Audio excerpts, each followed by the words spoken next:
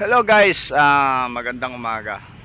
Yan po yung ating sinasabi ko sa inyo na ginagawa natin sa ngayon. Ito yung part 2 ng ating tower para sa Skyway. Bali itong ginamit natin dito guys, yung aluminum, pero dito sa kabila sa ating kasamang kumpanya, malalaki naman yung kanyang tower. Pero ito guys, talagang magagaan siya, pero mapapansin nyo, mano-mano lang ang pag-angat ng materialis namin. Hindi katulad dito sa isang napakalalaki, pero talagang matibay rin yan. Yan, mano-mano, pagbaba, pero safe tayo kasi may mga bakod. Dito lang ang kagandahan, meron tayong mga tinatawag na bakod bago tayo magsimula. Bawal kang pumasok dito sa area na to. Katulad nito, mayroon pa dito mga danger, bawal pumasok. May mga karatula tayo. Napaka-safety ng ating pagpatrabaho. Kaya yan yung mga tao, may mga lanyard dyan sa katawan.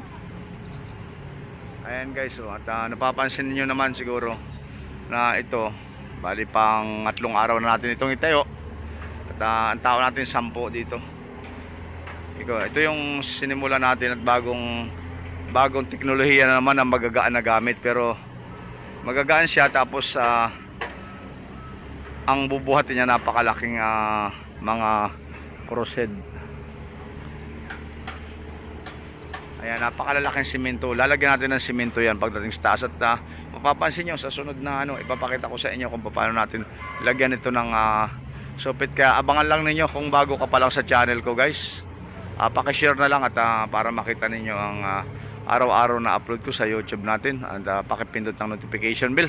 Maraming salamat po sa inyong lahat, mga tagaran sa ibang bansa rin. Ingat tayo palagi sa araw-araw. Si Boy Ogag, kung bago po ako lang sa channel ko, ito na. At alam naman natin, buhay construction, mainit. Sobrang init ng araw ngayon. Pagka naman maulan, sobrang maulan. Nagpuputik tayo, lagi tayong sa putik. Lagi tayong nasa putik ngayon, sobrang init naman. Ano boss, ulam? Okay yan. Ayan guys, at magtatanghali na naman. Kaya maraming salamat sa lahat. Ingat tayo. God bless sa inyong lahat. Bye bye. Ayan guys, nandito na tayo sa ibabaw ng langit at lupa. Oy, nasa gitna na tayo ng langit at lupa. No?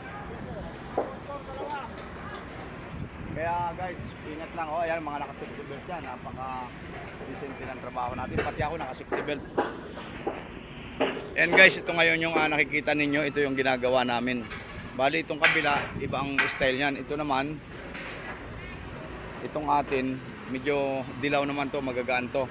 Pero bagamat patapos na rin at medyo Toy, tama yan, tama yung ginawa mo, huli natin yung maiksi. Kasi lalagay tayo ng C-beam eh.